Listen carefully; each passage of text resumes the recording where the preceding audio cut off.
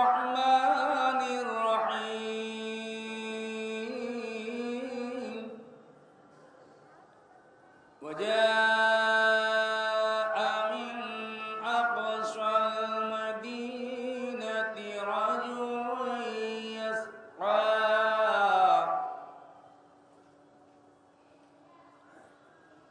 رجل يسعى قال يا قوم اتبعوا المرسلين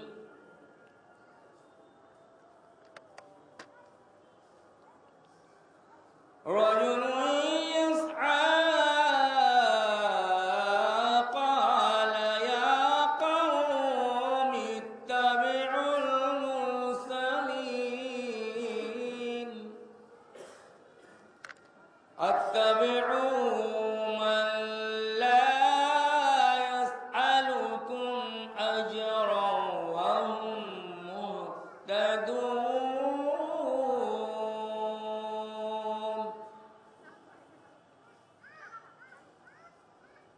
وما لي لا أعبد الذي فطرني وإليه ترجعون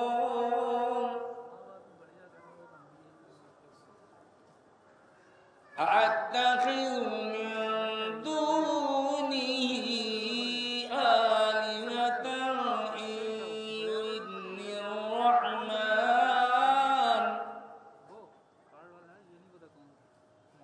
الرحمن بضر لا تغن عني يردني الرحمن بضر لا تغن عني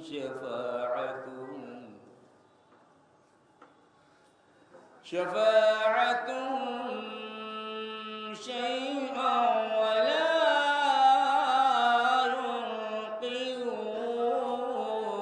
ينقذون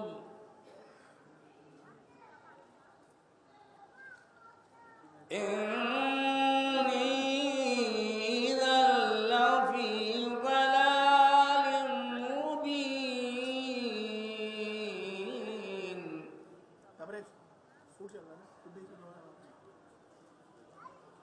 إني آمنت بربكم فاسمعون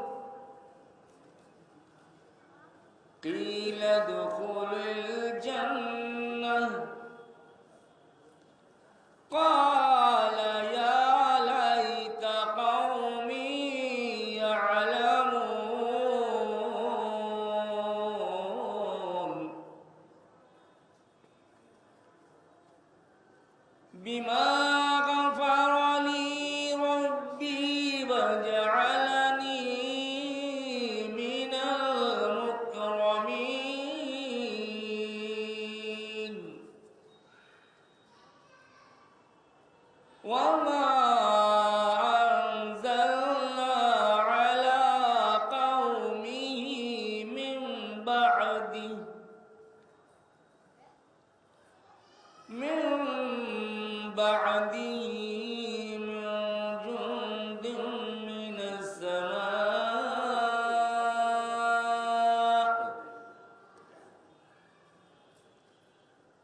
من السماء وما كنا منزلين إن كانت إلا صيحة واحدة فإذا هم خامدون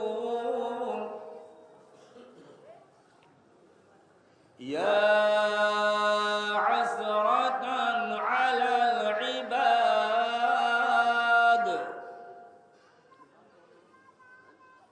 ما يأتيهم من رسول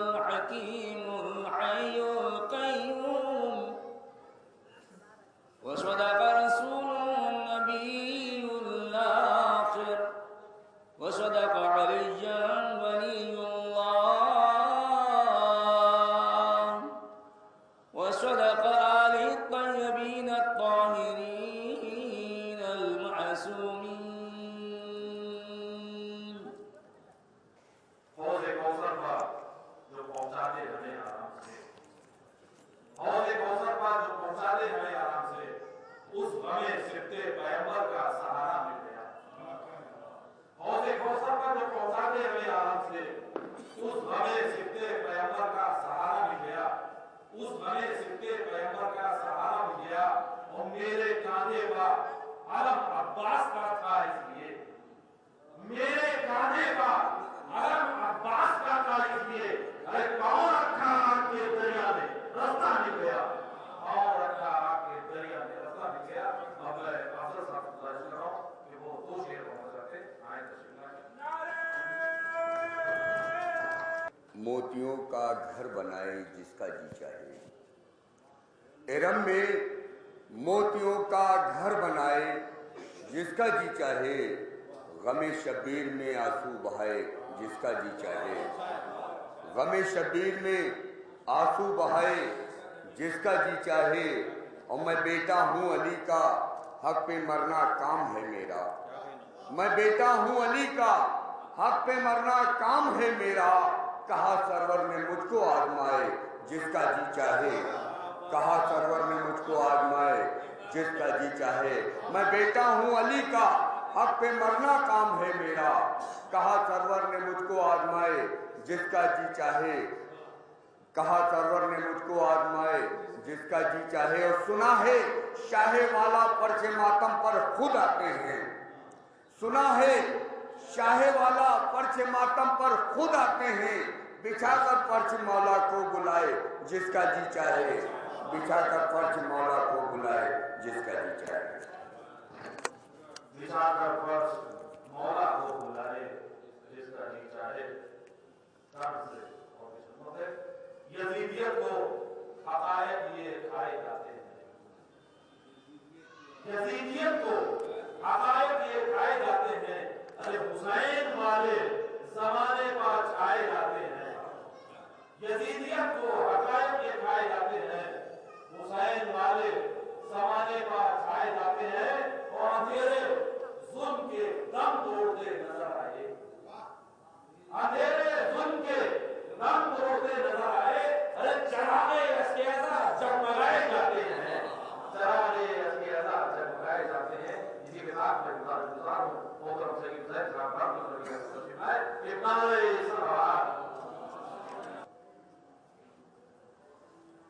के साथ एक मतलब चंद शेर पेश कर रहा हूँ। छोटा कि अज़ल से मिदहत अब्बास जो बयान में है, अज़ल से मिदहत अब्बास जो बयान में है, इसीलिए तो तरक्की मेरी ज़बान में है।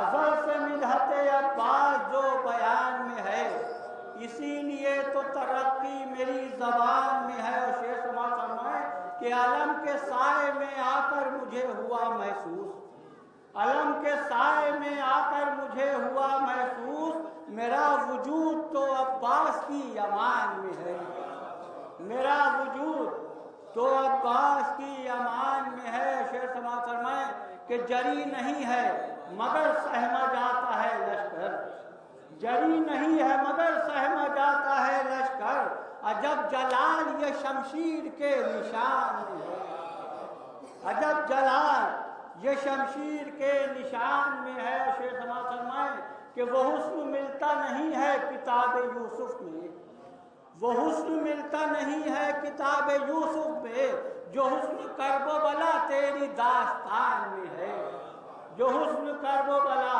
तेरी दास्तान में है। ये शेर बतौर खास पेश कर रहा हूँ समाज हजरातों कि चला है अश्क जो रूमाल सैयदा की तरफ, बतौर खास चला है अश्क जो रूमाल सैयदा की तरफ, ये एक छोटा परिंदा बड़ी उड़ान में है, चला है अश्क जो रूमाल सैयदा की तरफ, ये एक छोटा परिंदा बड़ी उड़ान में है।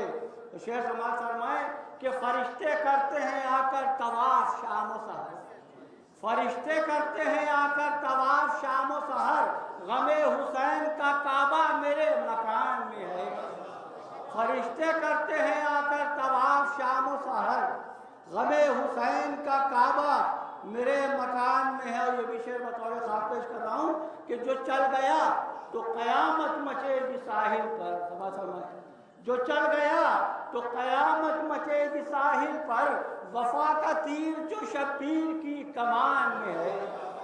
جو چل گیا تو قیامت مچے گی ساحل پر، وفا کا تیر جو شبیر کی کمان میں ہے۔ آخری شعر پیش خدمت ہے کہ جہاں میں مر نہیں سکتی ہے اس لیے اردو، جہاں میں مر نہیں سکتی ہے اس لیے اردو، انیس آج بھی زندہ میری زبان میں ہے۔ جہاں میں مر نہیں سکتی ہے اس لیے اردو، جہاں میں مر نہیں سکتی ہے اس لیے اردو، انیس آج بھی زندہ میری زبان میں ہے۔ جہاں میں مر نہیں سکتی ہے اس لیے اردو، انیس آج بھی زندہ میری زبان میں ہے۔ اور مکہ بھی پیش خدمت ہے کہ کہاں سے لاؤں میں اے برق جذبہ میسم، کہاں سے لاؤں میں اے برق جذبہ میسم، علی کی مدح تو بس میسمی زبان میں ہے، علی کی مدح تو بس میسمی۔ ایک اور درود پڑھتے ہیں آپ حضرات۔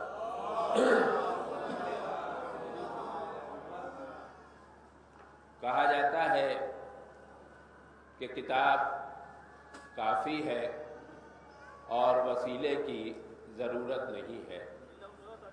4 مصرے پیش کر رہا ہوں، دونوں باتوں کا جواب ہے اس میں کہ کیسے معنی کتاب کافی ہے، کیسے معنی کتاب کافی ہے بے معلم ادب نہیں آتا، کیسے معنی کتاب کافی ہے بے معلم ادب نہیں آتا۔ اور ایک وسیلہ بہت ضروری ہے، دلیل سماعت فرمائیں کہ ایک وسیلہ بہت ضروری ہے، رزق دینے کو رب نہیں آتا۔ ایک وسیلہ بہت ضروری ہے، رزق دینے کو رب نہیں آتا۔ ایک اور درود پڑھ دیں آپ حضرات۔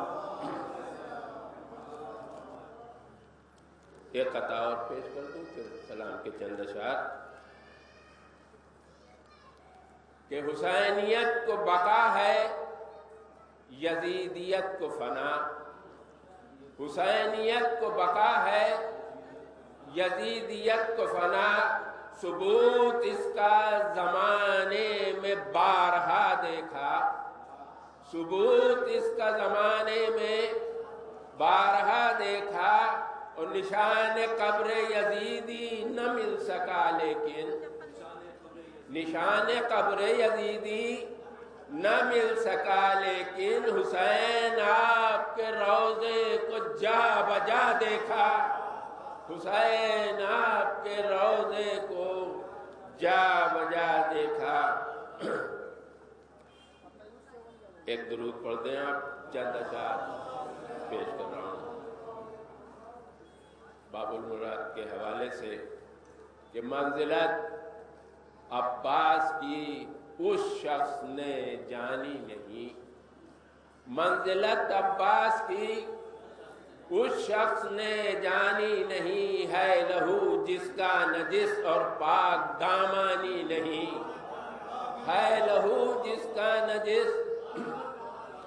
منزلت اس شخص، منزلت عباس کی اس شخص نے جانی نہیں، ہے لہو جس کا نجس اور پاک دامانی نہیں، ہو نہیں سکتا ہے وہ عباس غازی کا غلام، ہو نہیں سکتا ہے وہ عباس غازی کا غلام، جس بشر میں جذبہ ایثار و قربانی نہیں،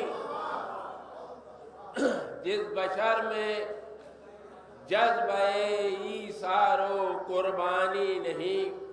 اور یہ ایک شعر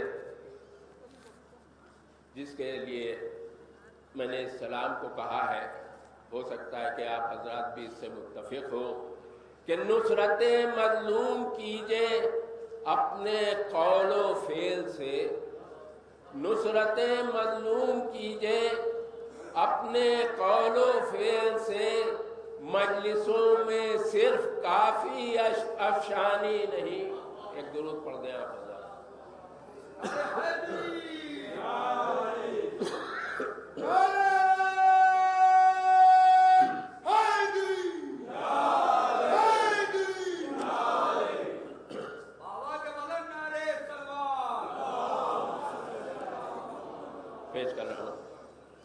کہ نصرت مظلوم کیجئے اپنے قول و فعل سے، اپنے قول و فعل سے۔ مجلسوں میں صرف کافی افشانی نہیں، مجلسوں میں صرف کافی افشانی نہیں، اور ہر کس و ناکس سمجھ لے مرتبہ عباس کا، ہر کس و ناکس سمجھ لے مرتبہ عباس کا۔ منزل دشوار تر ہے اس میں آسانی نہیں، منزل دشوار تر ہے اس میں آسانی نہیں۔ وہ فاطمہ نے جب کہا اپنا پسر عباس کو، فاطمہ نے جب کہا اپنا پسر عباس کو، جرم ہے انکار عصمت اس میں نادانی نہیں۔ ایک درود پڑھ دیں آپ حضرات۔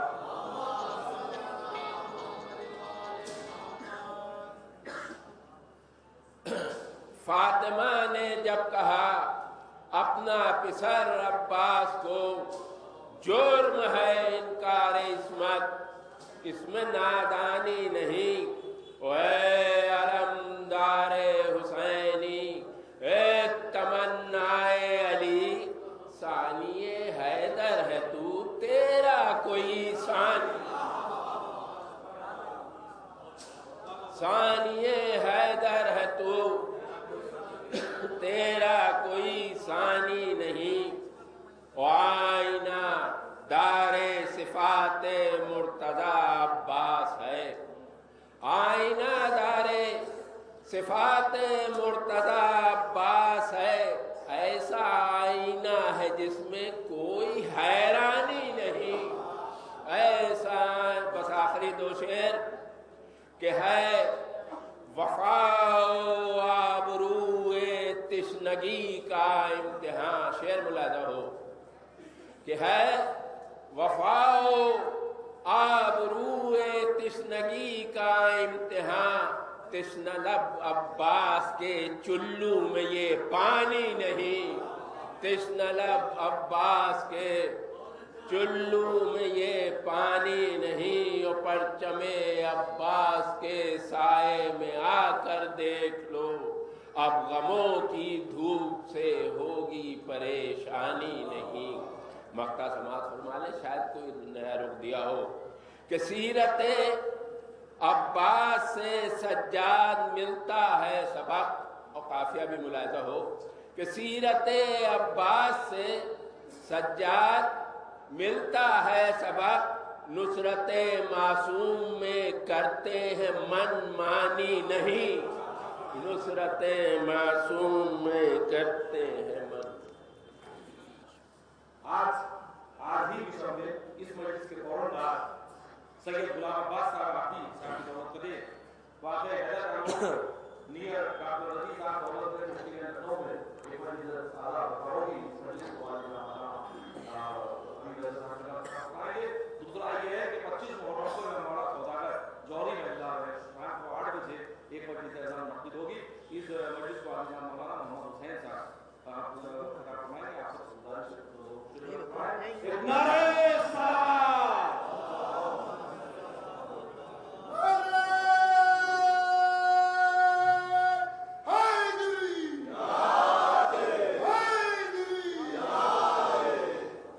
حضرات ایک مرتبہ سورہ حمد اور ایک مرتبہ سورہ توحید کی تلاوت فرما کر مرحوم ڈاکٹر کاظم علی خان صاحب ابن مرحوم ذکی علی خان صاحب کی روح پرفتو کو ثواب ایصال فرما دیں۔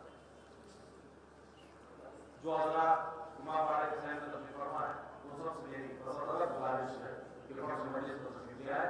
جو حضرات گیٹ کے بعد تشریف فرما ہے ان سے میری گزارش ہے، سبھی حضرات سے میری گزارش ہے فرض مجلس کو تشریف لائیں، لے آئیں، نعرہ صلوات۔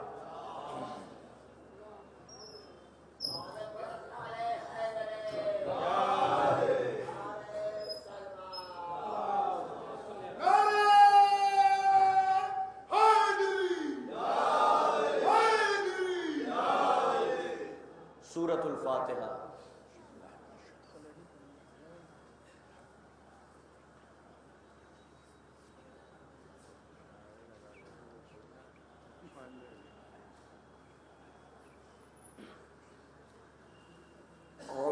बिल्लाहि मिनश शैतानिर लईनिर रजीम बिस्मिल्लाहिर रहमानिर रहीम अल्हम्दुलिल्लाहि रब्बिल आलमीन वस्सलातु वस्सलामु अला अशरफिल अंबिया वल मुरसलीन सय्यदिल अव्वलीन वल आखिरीन शफीइल मज़नबीन अबुल क़ासिम मुहम्मद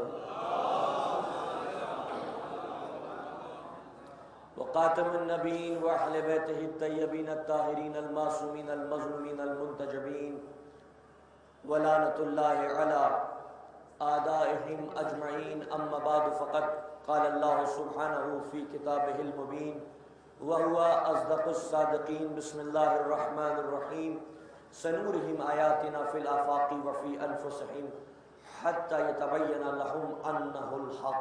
सलवात पढ़े मोहम्मद। बिरादरान ईमानी, अज़ादारान इमाम मज़लूम, अहले लखनऊ, तमाम तारीफ़ें परवरदिगार आलम के लिए और बेपनाह दुरूद व सलाम रसूल इस्लाम और उनकी पाको पाकीज़ा आल के लिए। मदरसा हुसैनी के दरवाजे खुले हुए हैं, मकतब इस्लाम की शमा रोशन है। आज के सूरज की पहली किरण जो ज़मीन पर पड़ी है उसने आलम बशरियत से यही मुतालबा किया है कि फलाह और बहबूद के लिए अपने कदमों को आगे बढ़ाओ। 1400 साल से ये नारा बुलंद हो रहा है, हय्या अलल फलाह, हय्या अलल फलाह, हय्या अलल फलाह। फलाह की तरफ आओ, फलाह की तरफ आओ, फलाह की तरफ आओ। अगर हम फलाह की तरफ नहीं जा रहे हैं और हम उस मंजिल मकसूद तक नहीं पहुंचे हैं जिस मंजिल तक हमें निज़ाम इस्लामी ले जाना चाहता है, तो दो वजूहात हो सकती हैं। या तो हमारी नीयत में कमी है या फिर भरपूर तरीके से हमने नुस्खे पे अमल नहीं किया। क्योंकि जब तक बशर का कल्ब आमादा नहीं होगा फलाह पाने के लिए, वो फलाह कैसे पा सकता है?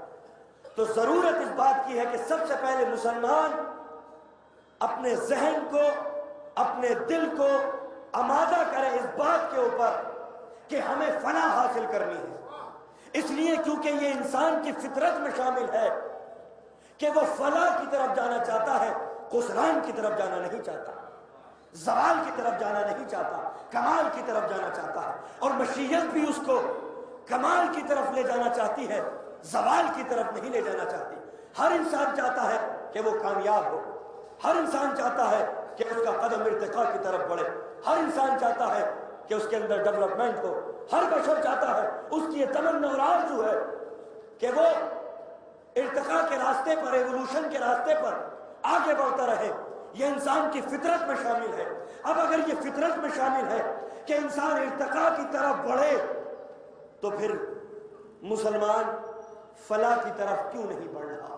इसलिए नहीं बढ़ रहा क्योंकि ज़हनी तौर पर मुसलमान ने अपने आप को आमादा नहीं किया कि वो फलाह हासिल करे।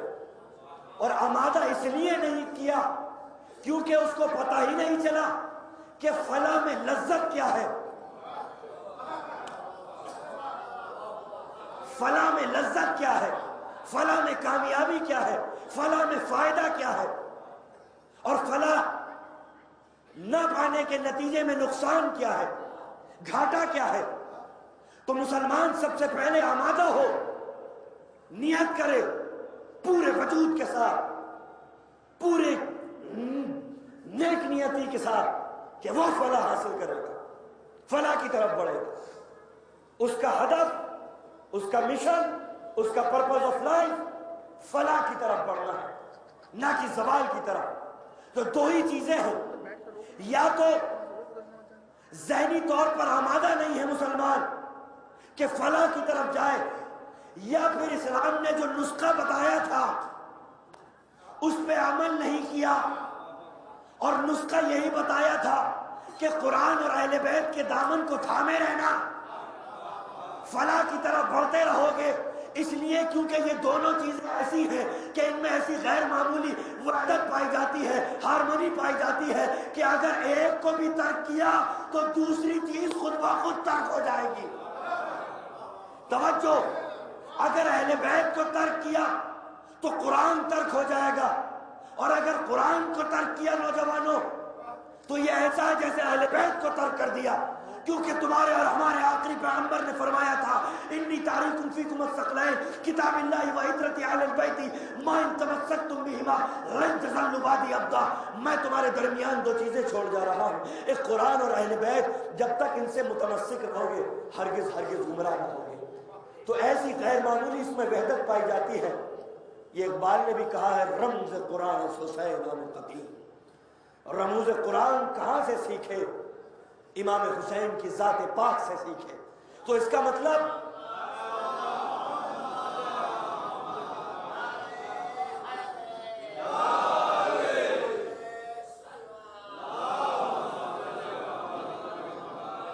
نقش اللہ بسیر نوشت ستر عنوان نجات ماں نوشت رمز قرآن حسین خطیب، جس نے اپنے لہو سے کربلا کی جلتی ہوئی ریتی پر توحید کا اور نجات کا پیغام لکھ دیا اور رموز قرآن کو بتا کے چلا گیا۔ تو اس کا مطلب کہ ہم نے اسلام کے اس نسخے پر عمل نہیں کیا۔ بیماری جبھی دور ہوتی ہے جب کمپلیٹ دوا کھائی جاتی ہے، گولی بھی بتائی جائے، ٹونک بتائی جائے۔ اب اگر گولی کھا لے اور ٹونک نہ کھائے تو بیماری کا علاج نہیں ہو سکتا، اور اگر ٹونک پی لے اور گولی نہ کھائے تو مرض ادھورا رہ جائے گا۔ توجہ ہے نا؟ اس لیے ضرورت اس بات کی ہے کہ مکمل نسخے پہ عمل کیا جائے۔ آج کل کے نوجوان، میں یہ کہنا چاہتا ہوں میرے بھائیوں، میرے نوجوانوں، قرآن مجید اللہ کی کتاب ہے، اللہ کا قانون ہے، تجلیات ہے حکمت کی، اس کو ایسا ہی مت چھوڑو۔ یہ قرآن مجید برسوں کی محنتوں اور قربانیوں کے نتیجے میں ہمارے پاس پہنچا ہے۔ یہ اس لیے نہیں ہے کہ ہم اس کو تاکہ دیوار میں رکھ دیں، بلکہ اس لیے ہے کہ اس کو تاکہ دل میں جگہ دیں۔ تاکہ دیوار میں رکھنے کے لیے قرآن نہیں ہے، تاکہ روح میں، تاکہ دل میں، تاکہ ذہن میں قرآن کو رکھنے کی ضرورت ہے۔ قرآن، مولا فرماتے ہیں کم سے کم نوجوانوں ایک اپنا روٹین بناؤ کہ جب صبح کی نماز کے لیے اٹھا کرو تو اس کے بعد کم سے کم 10 منٹ قرآن مجید کی تلاوت کیا کرو، اور نہ صرف تلاوت قرآن مجید بلکہ اس میں تفکر کیا کرو۔ 5 منٹ، زیادہ نہیں۔ مولا فرماتے ہیں کم سے کم مسلمان کو 5 منٹ روز قرآن مجید کی تلاوت اور اس پہ غور و فکر کرنی چاہیے۔ یتدبرون القرآن، تدبر کرو قرآن مجید میں، غور و فکر کرو قرآن مجید میں۔ یہ پروردگار عالم کا اعجاز ہے، یہ پروردگار عالم کا معجزہ ہے۔ اس میں علوم پوشیدہ ہے، اس میں تلاش کرو اپنی بیماریوں کے علاج کو، اس میں تلاش کرو اپنی نفسیاتی پریشانیوں کے حل کو، اس میں تلاش کرو زندگی کیسے گزارے، اس میں تلاش کرو فلاح و بہبود کیسے حاصل کرے۔ قرآن مجید فقط سننے کے لیے نہیں ہے، درس حیات لو قرآن سے۔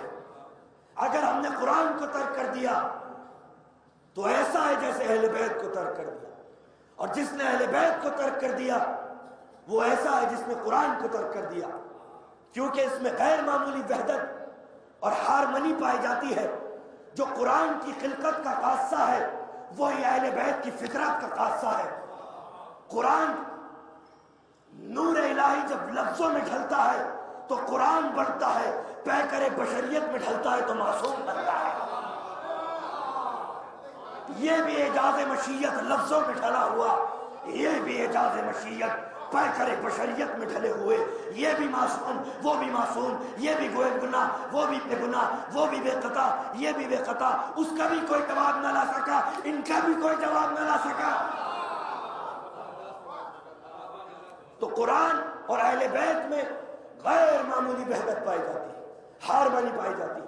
جس نے ایک کو بھی ترک کیا دوسری چیز خود بخود ترک ہو جائے گی۔ تو قرآن مجید اپنا روٹین بنا لو نوجوانوں کہ جتنا واجب اہل بیت سے محبت کرنا ہے اتنا ہی واجب ان کے بتائے ہوئے راستے پر چلنا ہے، ان کی اتباع کرنی ہے، ان کی سیرت پہ عمل کرنا ہے، ان کے بتائے ہوئے احکامات پہ عمل کرنا ہے، ان کی بتائی ہوئی باتوں پہ عمل کرنا ہے۔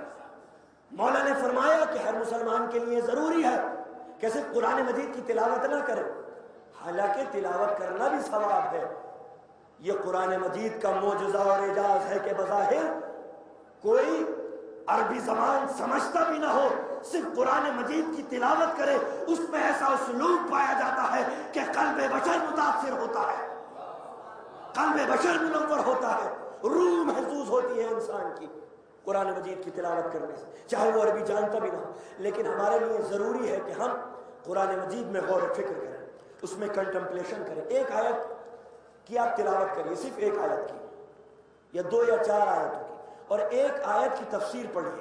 کوئی بھی تفسیر لیا یہ نظامی پریس سے، عباس بک ایجنسی سے، اور اس کی تفسیر ضرور پڑھیے۔ یہ اپنا معمول بنا لیجئے کہ فجر کی نماز کے بعد 10 منٹ قرآن مجید کی تلاوت اور اس میں غور و فکر کرنا ہے، کیونکہ غور و فکر کرنے کے نتیجے میں ہمیں آیت الہی کا ادراک حاصل ہوتا ہے، اور آیت الہی کا جب ادراک حاصل ہوتا ہے تو ہمیں اس کے وجود پر یقین کامل کی طرف کامل ہونے لگتا ہے، انسان کا ایمان کمال کی طرف بڑھنے لگتا ہے اس کا ایمان، کہ جب وہ قرآن مجید میں غور و فکر کرتا ہے، اور جب غور و فکر کرتا ہے تو پھر اللہ پہ ایمان کامل ہوتا ہے، فلاح کے راستے کھلنے لگتے ہیں۔ توجہ ہے، قرآن مجید معجزہ ہے پروردگار عالم کا۔ یہ صرف اس لیے نازل نہیں ہوا کہ ہم صرف فخر کرتے رہے کہ پروردگار عالم کی کتاب ہمارے نبی پر نازل ہوئی، نہیں، حق یہ ہے کہ ہم قرآن مجید کی تلاوت کریں، اس میں غور و فکر کریں، کیونکہ انسان میں اور جانوروں میں فرق یہی ہے کہ جانور غور و فکر نہیں کرتا، انسان غور و فکر کرتا ہے۔ توجہ ہے، انسان کنٹمپلیشن کرتا ہے، انسان غور و فکر کرتا ہے، غور و فکر کرتا ہے، اس لیے علم کے باب میں سے اور علوم کے باب کھلتے چلے جاتے ہیں، علم بڑھتا چلا جاتا ہے۔ فرشتوں میں کیا فرق ہے؟ اللہ نے جتنا بتا دیا اتنا ہی معلوم ہے، نہ اس سے کم نہ اس سے زیادہ۔ انی اعلم ما لا تعلمون کیوں کہا؟ جو ہم جانتے ہیں وہ تم نہیں جانتے، اس لیے کیونکہ جتنا تمہیں بتا دیا تمہیں اتنا ہی معلوم ہے، اس سے زیادہ تم سوچ ہی نہیں سکتے۔ اگر بتا دیا فرشتے کو 2 اور 2 4 تو وہ 2 اور 2 4 ہی جان پائے گا، یہ نہیں جان پائے گا کہ 2 + 2 + 2 + 2 کیا ہوتا ہے۔ توجہ ہے، اس میں ڈیولپمنٹ نہیں پایا جاتا، لیکن کیونکہ انسان کے اندر کنٹمپلیشن، سوچنے کی صلاحیت، غور و فکر کرنے کی صلاحیت پائی جاتی ہے، اور جو 1 گھنٹے غور و فکر کرے 70 سال کی عبادتوں سے افضل ہے۔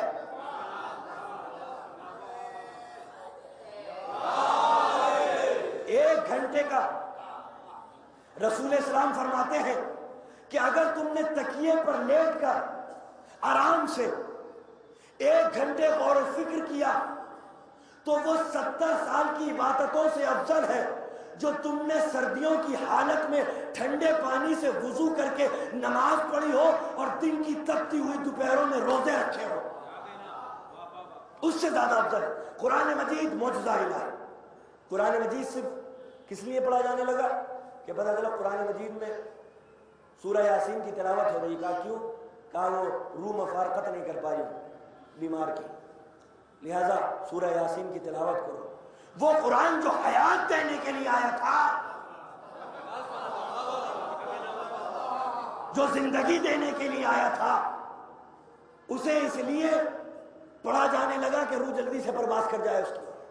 قرآن مجید پروردگار عالم کا معجزہ ہے، یہ نہ نثر ہے نہ نظم ہے نہ یہ پوئٹری ہے نوجوانوں کے لیے، بس بہت جلدی تیزی کے ساتھ، نہ یہ نظم ہے نہ یہ نثر ہے نہ یہ پوئٹری ہے نہ یہ پروز ہے۔ اگر قرآن مجید پوئٹری ہوتا، نظم ہوتا تو شعراء کرام کو تو بڑا مزہ آتا، لیکن جو خطبہ ہیں وہ ناراض ہو جاتے۔ پروردگار شعراء کرام کے لیے تو نے میٹر نازل کیا، ہمارے لیے کچھ نازل کرتا تو ہم دیکھتے کہ یہ تیرا کلام کیسے معجزہ ہے۔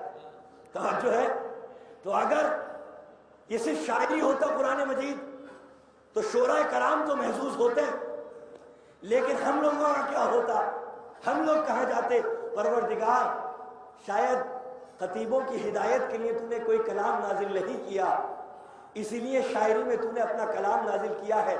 شاید مشیت معذاللہ باعث ہے کہ شعراء کو زیادہ پسند کرتی ہے، خطیبوں کو کم پسند کرتی ہے، اور اگر یہ خالی نثر ہوتا قرآن مجید تو شورا کرام ناراض ہو جاتے، پروردگار عالم کچھ مزہ نہیں آ رہا تیرے کلام میں، اگر کچھ شاعری میں نازل کرتا تو ہم بھی دیکھتے کہ تو نے کس طرح کا معجزہ نازل کیا ہے۔ لیکن قرآن کا یہ معجزہ ہے نوجوانوں، نہ ہی یہ پوئٹری ہے نہ یہ پروز ہے، لیکن شعرا پڑھے تو شاعری کا مزہ ہے، خطبہ پڑھے تو کتابت کا مزہ ہے۔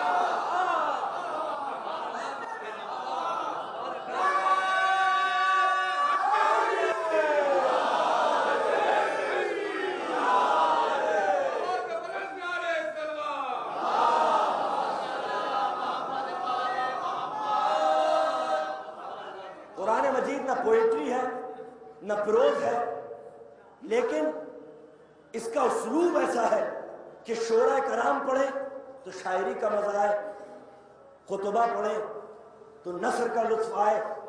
اگر قرآن مجید قالی فلسفی ہوتا، قالی فلسفہ ہوتا تو سادہ نو انسان بڑی شکایت کرتے، پروردگار عالم یہ کیا مشکل ترین تو نے کتاب نازل کر دی، اتنے دقیق عمیق گہرے مسئلے مسائل اس میں پائے جاتے ہیں، ہمارے بس کی تو ہے نہیں بھیا۔ یہ قرآن مجید صرف فلاسفر کے لیے ہے، اسکالرز کے لیے ہے، ہمارے لیے ہدایت کی کتاب نہیں ہے۔ اور اگر اس میں خالی سادہ سودہ باتیں ہوتی تو فلسفیانی لوگ جو ذہنیت رکھتے ہیں وہ لوگ کہتے ہیں فلاسفر کہ بھئی یہ کیا نازل کر دیا پروردگار عالم نے بچوں والی کتاب، اس میں تو کوئی مسئلے مسائل ہی نہیں ہے، دقیق عمیق اس میں غور کیا جائے، فکر کی جائے، تفکر کیا جائے، تعقل کیا جائے، یہ تو سمپل سی کتاب ہے۔ لیکن قرآن مجید اس انداز میں نازل کیا کہ اس میں فلسفے کے دقیق ترین مسائل بھی موجود، اس میں سادہ لو باتیں بھی موجود۔ اگر فلسفیانی نقطہ نظر سے اس کی ترجمانی کی جائے تو 1400 سال بعد بھی حق ادا نہ ہو، اور سادہ لو ایسی باتیں کہ بچہ بھی پڑھ لے تو سمجھ جائے۔ توجہ ہے، یہ قرآن مجید کا معجزہ ہے۔ اچھا، اس میں صرف اگر بڑے بڑے سورے ہوتے، سورہ بقرہ، سورہ مائدہ، سورہ آل عمران، تو جو بزی لوگ ہیں، جاب کرنے والے، بزنس کرنے والے، جن کا شیڈیول بزی رہتا ہے، وہ پریشان ہو جاتے ہیں، بھائی اس میں تو بڑے بڑے سورے ہیں، اس میں کوئی اگر فرصت کا لمحہ ملے تو ہم پڑھیں قرآن مجید کو۔ لہذا قرآن مجید ہمارے لیے نازل نہیں ہوا، یہ تو جو فری لوگ ہیں، فرصت والے، ان کے لیے نازل ہوا ہے قرآن مجید۔ تو جب ہم فری ہوں گے تو دیکھا جائے گا، پڑھا جائے گا۔ اور اگر چھوٹی چھوٹی چیزیں ہوتی تو جو اسکالرس ہیں وہ کہتے ہیں بھئی یہ کیا نازل کیا ہے، چھوٹے چھوٹے سورے ہیں، اس میں تو بات مکمل ہی نہیں ہو پاتی۔ توجہ ہے۔ تو اگر ریٹائرمنٹ کی زندگی گزار رہے ہو تو سورہ بقرہ، سورہ آل عمران، سورہ مائدہ، سینکڑوں سورے، اور اگر بزی ہو، جاب کرتے ہو، بزنس کرتے ہو، اِنَّا أَعْطَيْنَاكَ الْكَوْثَرَ فَصَلِّ لِرَبِّكَ وَانْحَرْ إِنَّ شَانِئَكَ هُوَ الْأَبْتَرُ۔ چلو دفتر۔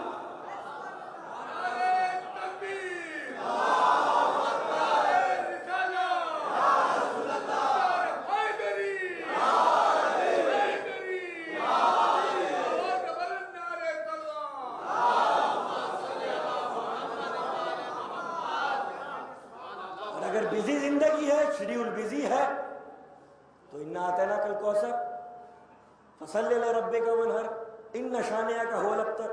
جاؤ دفتر۔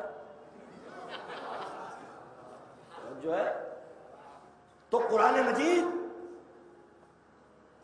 صرف کپڑے میں لپیٹ کے تاکہ دیوار میں رکھنے کے لیے نہیں ہے، بلکہ قرآن مجید نازل اس لیے ہوا ہے تاکہ بشریت کی ہدایت کر سکے، تاکہ مسلمان اس میں غور و فکر کر سکے، تاکہ روح کے امراض کے علاج اس میں مسلمان تلاش کر سکے۔ تو یہ اپنا طریقہ کار بنا لو کہ صبح کی نماز کے بعد فرصت کے لمحات میں قرآن مجید کی تلاوت ہو، صرف 10 منٹ، زیادہ نہیں، نوجوان، اور اس میں تدبر اور تعقل لمحات گزرنے چاہیے، تاکہ یہ نہ ہو کہ صرف رٹنے کی حد تک نہیں، سمجھ، سوجھ بوجھ، بصیرت پیدا ہونی چاہیے مسلمان کے شعور میں کہ وہ قرآن مجید کی حقیقتوں کو سمجھ سکے۔ پروردگار ہمیں توفیق دے، ہمارے نوجوانوں کو، ہم لوگوں کو، کہ ہم فرش عزا کے صدقے میں قرآن مجید کی پوشیدہ رموز تک پہنچ سکے. صلوات پڑھ دیں محمد و آل محمد.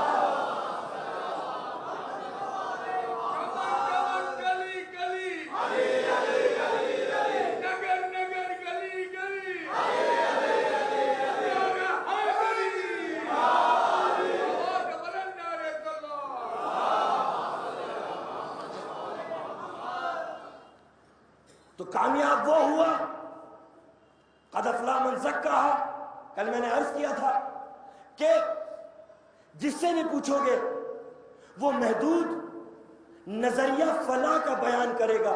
کوئی کہے گا روحانیت حاصل کرنا فلاح ہے, کوئی کہے گا اپنی اکانومی کو بہتر کرنا فلاح ہے, کوئی کہے گا سوشل ایشوز کو سالو کرنا فلاح ہے, کوئی کہے گا علم حاصل کرنا فلاح ہے, ویسٹ کہے گا اخلاقیات کو درست کرنا فلاح ہے.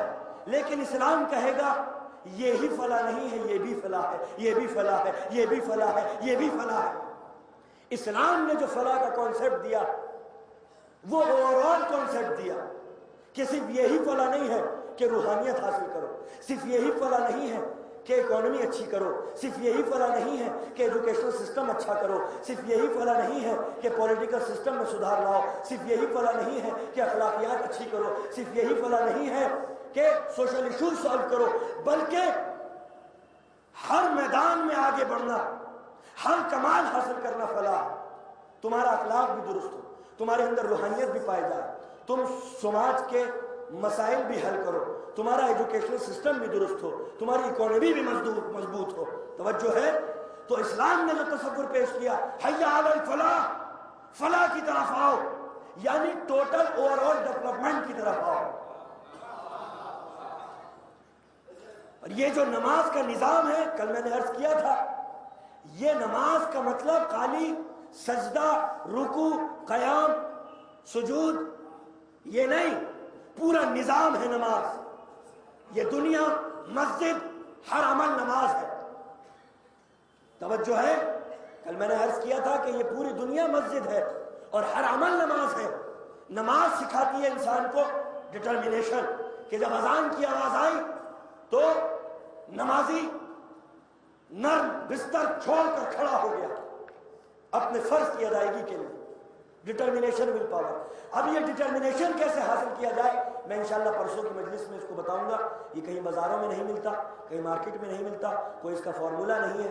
اب یہ ڈٹرمنیشن, یہ ول پاور ڈیولپ کیسے کی جائے, کربلا سے ہمیں کیا درس ملتا ہے ڈٹرمنیشن کا, ول پاور کا, عزم کا, وہ میں انشاءاللہ پرسوں کی آخری مجلس ہوگی اس میں تفصیل کے ساتھ ڈسکشن کروں گا کہ ول پاور کو کیسے بڑھا جائے. تو یہ پورا نظام, اور جو نماز کا منکر ہو گیا وہ دین کا منکر ہو گیا. یعنی جو نماز کا منکر وہ فلاح کا منکر, کیونکہ نماز فلاح تک لے جا رہی ہے. اوور آل ڈیولپمنٹ, ڈٹرمنیشن, استقامت, قربانی دینے کا جذبہ اٹھ کھڑا ہوا. جسم پرفیکٹ, عقل پرفیکٹ, روح پرفیکٹ. اب یہ چلا مسجد میں, نماز پڑھو نہیں, نماز قائم کرو, نماز قائم کرو. کیا مطلب؟ سوسائٹی بناؤ, معاشرہ بناؤ, سماج بناؤ, ایک دوسرے سے ملاقات کرو, پوچھو کیا پرابلم ہے, کیا پریشانی ہے. کوئی یتیم بچہ تعلیم حاصل کرنا چاہتا ہے, ایسا تو نہیں ہے کہ اسباب نہیں ہے. کوئی بیوہ ایسی تو نہیں ہے کہ جس کے پاس اسباب حیات نہ ہو. کوئی مسلمان, کوئی نوجوان ڈگری رکھتے ہوئے ایسا تو نہیں ہے کہ جاب کی تلاش میں در بدر پھر رہا ہو. یہ ہماری ذمہ داری ہے. نماز قائم کرو, کیا مطلب؟ مسجد میں جا کے ملنا ہے. یہ تربیت ہو رہی, یہ ٹریننگ ہو رہی کہ مسجد میں جانے کا مطلب یہ ہے کہ ایک دوسرے سے ملاقات کرو, سوشل لائف پیدا کرو, ایک دوسرے کے پرابلمس کو ڈسکس کرو. اور یہ نہیں کہ مسجد تک ہی محدود ہو, نہیں, پوری زندگی میں محیط ہو جائے. نماز کا نظام تمہاری زندگیوں کے اوپر محیط ہو جائے. یہ نماز کا نظام ہے, تمہاری زندگی کے ہر پہلو کو گھیر لے. توجہ ہے. آج ہمارے یہاں کوئی ایسی آرگنائزیشن نہیں کہ جو मुसलमानों के लिए फंड्स आते हैं, मदरसों के लिए, बच्चों के लिए स्कॉलरशिप्स आती हैं। कोई ऑर्गेनाइजेशन ऐसी होनी चाहिए, बहुत सारे लायक नौजवान मेरे सामने बैठे हुए हैं, मैं ये चाहता हूं कि वो पहल कदमी करें और एक ऐसी ऑर्गेनाइजेशन तश्कील दे। देखिए माइनॉरिटी कमीशन में सैकड़ों स्कीमें हैं, स्कॉलरशिप से ताल्लुक़ रखती हैं, मदारिस से ताल्लुक़ रखती हैं, एजुकेशन से ताल्लुक़ रखती हैं। चाहिए कि वो ऑर्गेनाइजेशन माइनॉरिटी कमीशन से उन स्कीम्स को ले और लोगों तक पहुंचाए। सैकड़ों रुपए के फंड ऐसे ही फालतू और बेकार चले जाते हैं, इसलिए क्योंकि उनको कोई लेने वाला नहीं, उनको कोई वसूल करने वाला नहीं। हमें पता ही नहीं है कि गवर्नमेंट की स्कीम क्या क्या है मदरसों के लिए, तुल्लाब के लिए, फैमिली के लिए। तो एक ऑर्गेनाइजेशन हो, हमें नौजवान पढ़े लिखे लोग आगे आए, ऑर्गेनाइजेशन बनाए और जो भी इस तरह की स्कीम है, चाहे वो उत्तर प्रदेश की माइनॉरिटी कमीशन हो या सेंटर की माइनॉरिटी कमीशन हो, वो उनका रुख अपनी कौम की तरफ करे ताकि फलाह पैदा हो सके, तवज्जो है, डेवलपमेंट हो सके समाज में। इस तरह के कंस्ट्रक्टिव काम होने चाहिए कि कौन कौन सी स्कीमें हैं जो स्टूडेंट्स के लिए है, फैमिली के लिए है, मदरसों के लिए है, सोशल ऑर्गेनाइजेशंस के लिए है, हमें मालूम होना चाहिए। तो नमाज के लिए जो भेजा गया मस्जिद के अंदर, क्या मतलब? वुजू करके आओ, निजासतों को दूर कर दो, चाहे जिस्म की हो, जहन की हो, रूह की हो। पाको पाकीज़ा जिस्म, पाको पाकीज़ा जहन, पाको पाकीज़ा रूह, सेहतमंद जिस्म, सेहतमंद जहन, सेहतमंद रूह के साथ मैदान अमल में आ जाओ। और तसाहुली, गफलत, सुस्ती, ये अल्लाह को पसंद नहीं। मुस्तैदी, स्ट्रगल, जिद्दोजहद, तक़ौदौर मुसलमान के ईमान का तकाजा है कि मुसलमान स्ट्रगल करे, एफर्ट करे। इस्लाम का तकाजा है, यही दीन है, यही दीन है। मौला कायनात के खिलाफत का ज़ाहिरी दौर है। मौला कायनात पहुंचे कूफे में, कूफे के मुसलमान आ गए, मौला आपको अपनी जामा मस्जिद दिखाते हैं। लेके आए मौला को जामा मस्जिद दिखाने के लिए, कहा चलो। पहुंचे, मौला ने कहा बड़ी खूबसूरत है। मौला ने देखा कुछ लोग हैं, 5-6 लोग इबादत में मशगूल है, कोने में अल्लाह अल्लाह अल्लाह अल्लाह अल्लाह अल्लाह अल्लाह। देखिए जब तक इंसान रिसर्च नहीं करेगा, जब तक इल्म हासिल नहीं करेगा, जब तक अल्लाह के छुपे हुए खजानों को बेनकाब नहीं करेगा, उसकी निशानियों को नहीं पहचानेगा, अलहम्द का हक अदा नहीं होगा। परवरदिगार तमाम तारीफें तेरे लिए, सुभान अल्लाह जो हम कहते हैं वो कैसे कहेगा इंसान? सुभान अल्लाह तो जब ही कहेगा कि जब उसे इल्म होगा कि क्या क्या खल्क किया है परवरदिगार ने। तो जब ही सुभान अल्लाह का हक अदा होगा, जब ही अल्लाह अकबर उसका हक अदा होगा कि वो अकबर कैसे है। तो ये हमें दावत व फिक्र और नजर दे रहा है साइंटिफिक अप्रोच के लिए। तदब्बर करो, गौर व फिक्र करो, इल्म हासिल करो, कायनात में, अपने नफ्सों में, कुरान मजीद में। तवज्जो है, ये मुसलसल इस पर गुफ्तगू होती चली जा रही है। जब मौला पहुंचे मस्जिद के अंदर तो देखते हैं कुछ लोग हैं जो तस्बीह व तहलील में मुब्तला है, अल्लाहु अल्लाहु अल्लाहु। कहा ये कौन है? कहा ये रिजालुल हक है, यानी जो हक था वो खुद ही पूछ रहा था कि कौन है, और लोग कह रहे थे कि रिजालुल हक। तवज्जो है, रिजालुल हक है। मौला ने पूछा अच्छा ये रिजालुल हक क्या होते हैं? कहा मौला इनका कोई काम नहीं है, गुरूब आफ्ताब से तुलुए आफ्ताब तक अल्लाहु अल्लाहु तस्बीह व तहलील, गिरिया उजारी, इबादत, सजदे, रुकू, रुकू पे रुकू, सजदे पे सजदे। अच्छा इन लोगों ने सोचा कि मौला बड़ा इंप्रेस हो जाएंगे, मौला इंप्रेस हो जाएंगे, वाह क्या बात है, रात और दिन इबादत, मशगूल नमाज, कोई काम ही नहीं करते। मौला ने अजीब व गरीब सवाल पूछा, कहा ये बताओ कि ये करते क्या है? What do they do? कमाते क्या है, करते क्या है? तो जो है एक और वाक़या मुझे याद आ गया कि मौला ने फरमाया एक जब आबिद को देखा कि वो हर वक्त नमाज़ें पढ़ता रहता है, कहा ये करता क्या है? कहा कुछ भी नहीं करता। کہا اچھا اس کے اخراجات کون برداشت کرتا ہے؟ کہا اس کا ایک دوست ہے بزنس مین، وہ اس کے اخراجات برداشت کرتا ہے، اس کا کام یہ ہے کہ مسجد کے کونے میں بیٹھا ہوا عبادت کرتا رہتا۔ مولا فرماتے ہیں کہ جو اس کے اخراجات برداشت کرتا ہے وہ اس سے بڑا عابد ہے۔ توجہ ہے، جو اس کے اخراجات برداشت کرتا ہے وہ اس سے بڑا عابد ہے۔ مولا نے پوچھا کرتے کیا ہے؟ کہا کچھ بھی نہیں کرتے مولا، بس نمازیں پڑھتے رہتے ہیں، عبادت کرتے رہتے ہیں، اللہ کو یاد کرتے رہتے ہیں۔ مولا نے پھر ایک عجیب و غریب سوال پوچھا، اچھا یہ بتاؤ کھاتے کیا ہے؟ کھاتے کیا ہے؟ کہا مولا کچھ نہیں، محلے والے رحم کھاتے ہیں، تو یہ کچھ کھا لیتے ہیں۔ اب مولا نے دوسرا سوال پوچھا، اگر محلے والے رحم نہ کھائیں تو؟ کہا مولا پھر کیا، بھوکے پڑے رہتے ہیں بیچارے، خالی پیٹ عبادت کرتے رہتے ہیں۔ تاریخ بتاتی ہے ایک مرتبہ اسمت کے معصوم چہرے کی پیشانی پر نفرت کے نخوش ابھرنے لگے اور آنکھیں غیظ و غضب سے سرخ ہو گئی، اور مولا فرماتے ہیں نکال دو ان سب کو مسجد سے باہر اور ان کے ہاتھوں میں گدال دے دو، اس لیے کہ تمہارے یہ رجال الحق کی مثال کوفے کے چوراہے کے ان کتوں کی طرح ہے کہ جن کو کچھ دے دیا تو کھا لیا ورنہ پڑے ہیں پورے دن۔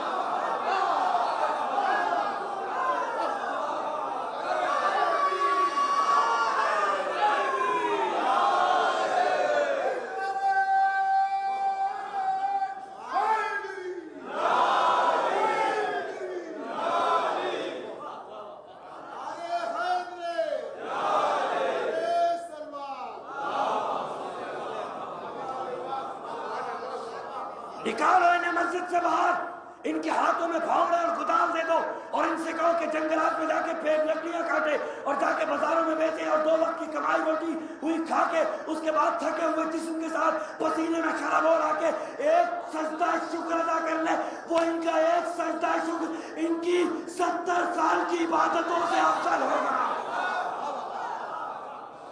صلوات پڑھتے محمد و آل محمد۔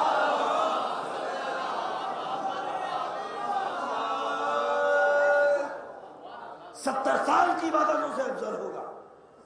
تو اسلام نے ایک سوسائٹی بنائی، معاشرہ بنایا فلاح کے لیے کہ روح پروان چڑھ سکے، معاشرہ ترقی کر سکے۔ ایسا نہیں ہے کہ اسلام صرف مسجدوں میں لے جا کے انسان کو قید کر دیتا ہے، نہیں، یہ تو مسجد جو ہے، مدرسہ، مسجد، امام بارگاہ ہے، یہ ٹریننگ سینٹر ہے، میدان عمل کہیں اور ہے۔ یہاں پہ ذہنوں کی اور روحوں کی تعمیر ہوتی ہے، اور کبھی بھی مسجد میں اور امام باڑوں میں کوئی ٹکراؤ نہیں ہے، یاد رکھیے گا۔ اگر دیکھنا چاہتے ہیں کہ قوم ترقی کر رہا ہے کہ نہیں، تو پھر یہ دیکھو کہ جتنے سر مجلس میں آئے ہیں اتنے سر مسجدوں میں پہنچے ہیں یا نہیں۔ اگر بیلنس ہے معاملہ تو صحیح ہے، لیکن اگر مسجد بھری ہوئی ہے، عزاخانے خالی ہیں اور عزاخانے بھرے ہوئے ہیں، مسجد خالی ہے، تو پھر سمجھ لو کہ امبیلنس پایا جا رہا ہے قوم کے اندر۔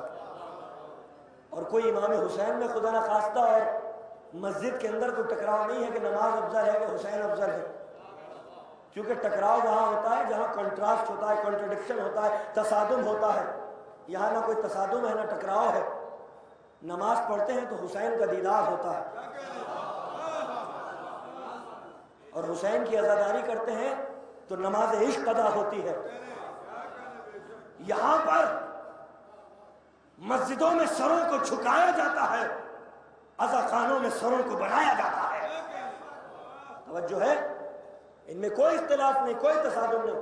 تو آپ یہ مت سوچئے گا کہ ان میں کوئی کانٹرڈکشن ہے کسی بھی طرح کی۔ ٹاپک دوسرا کرنا، بات بہت دور تک نکل جائے گی۔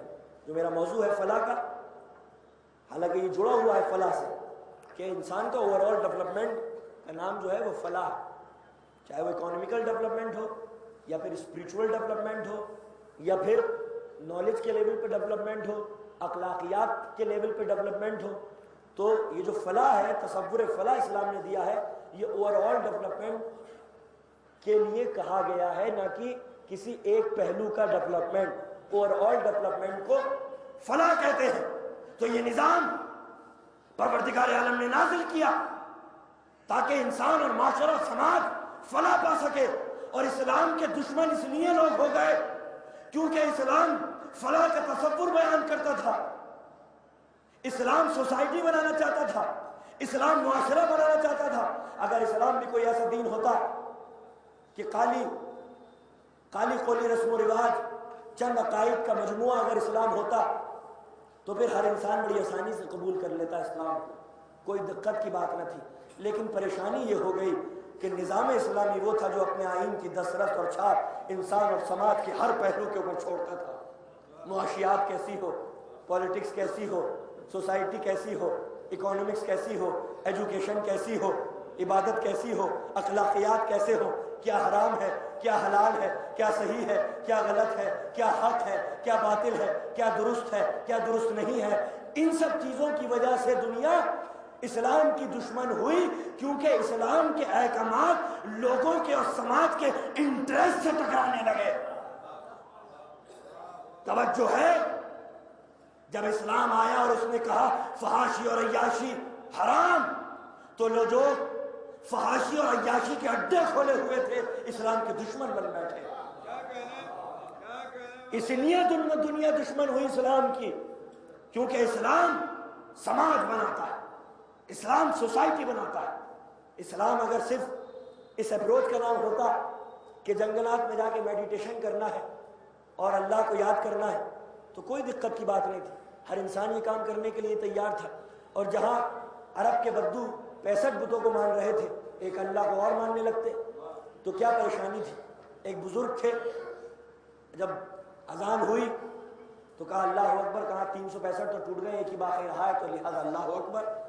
تو یہ اپروچ بھی رکھی جا سکتی تھی، توجہ ہے، یہ اپروچ بھی رکھی جا سکتی، لیکن اسلام سوسائٹی بناتا ہے، اسلام معاشرہ بناتا ہے، اسلام نظام حیات دیتا ہے، اسلام سیولائزیشن بناتا ہے۔ اس لیے دنیا اس کی دشمن ہو جاتی ہے، کیونکہ سماج کے انٹرسٹ اسلام کے احکامات سے ٹکرانے لگتے ہیں۔ اگر اسلام کی اپروچ انڈیویجولسٹک ہوتی کہ نہیں صرف انسان کو بنانا ہے بدھزم کی طرح، تو پھر کوئی اسلام کا دشمن نہ ہوتا۔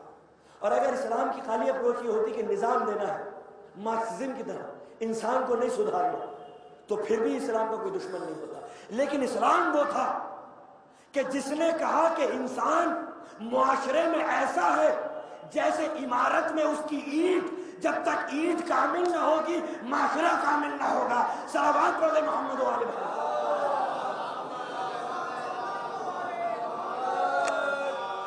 اس لیے اسلام نے ڈیولپمنٹ کی طرف آواز دی، فلاح کی طرف آواز دی، مسلمانوں کو آواز دی، امت کو آواز دی، کسی ایک فرقے کو آواز نہیں دی کہ شیعہ آ جائیں فلاح کی طرف، سنی آ جائیں فلاح کی طرف، بریلوی آ جائیں فلاح کی طرف، دیوبندی آ جائیں فلاح کی طرف، نہیں، امت مسلمہ ایک ہے، فلاح کی طرف آ جاؤ۔